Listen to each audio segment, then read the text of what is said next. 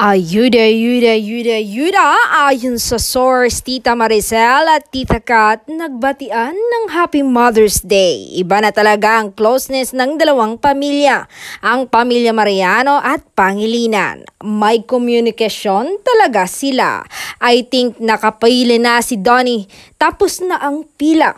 Hindi ko nga makakalimutan yung interview niya na paano mo malalaman kung siya na ang dawan mo. Napaka-simple lang ang kanyang sagot. Sabi niya, malalaman mo na lang na pangiti-ngiti niyang sabi kaya't alam mong nakapili na siya.